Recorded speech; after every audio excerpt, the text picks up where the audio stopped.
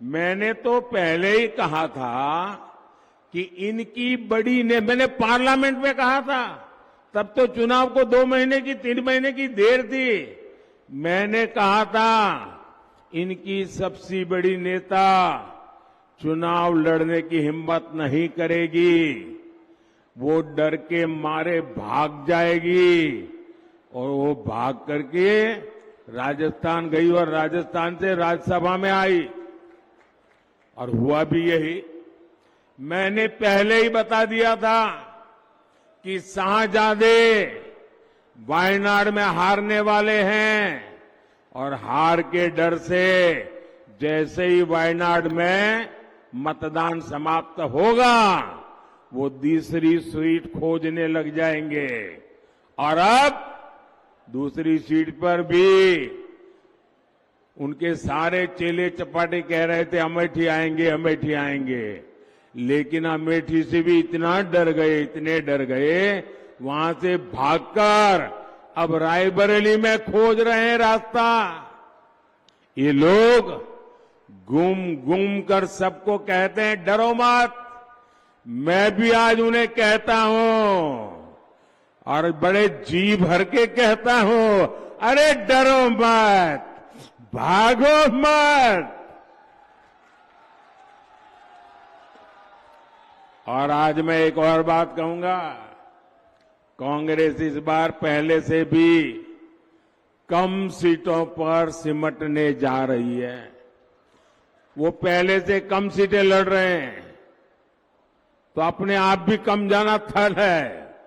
अब देश भी समझ रहा है कि ये लोग चुनाव जीतने के लिए चुनाव नहीं लड़ रहे हैं, ये सिर्फ और सिर्फ देश को बांटने के लिए चुनाव के मैदान का उपयोग कर रहे हैं।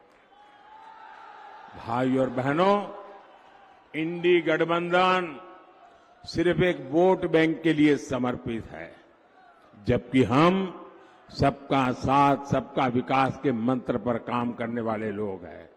मोदी ने 10 साल में बंगाल के गरीबों के लिए, दलित आदिवासी पिछड़ों के लिए 38 लाख से ज्यादा पक्के घर बनाए हैं, करीब करीब आधा करोड़।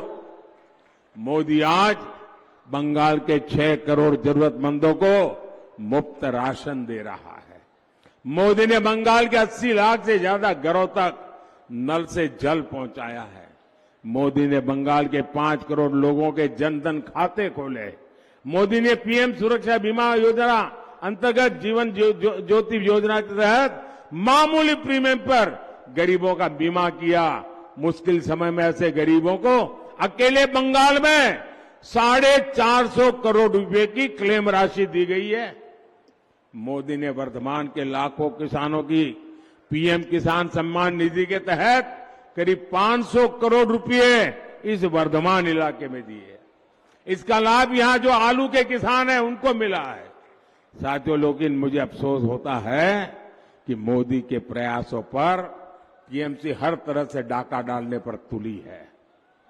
केंद्र सरकार की हर योजना में यहां टीएमसी के तोलाबाज लूटपाट मचा रहे हैं। टीएमसी के तोलाबाजों ने शिक्षकों की भर्ती में लाखों नौजवानों के साथ धोखा किया है।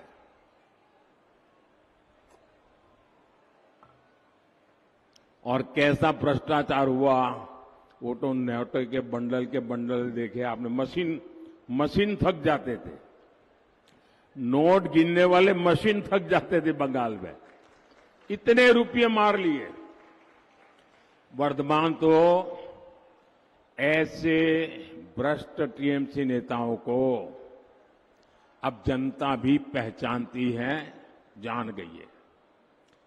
लेकिन साथियों, मैं जानता हूं शिक्षक की भर्ती का जो घोटाला हुआ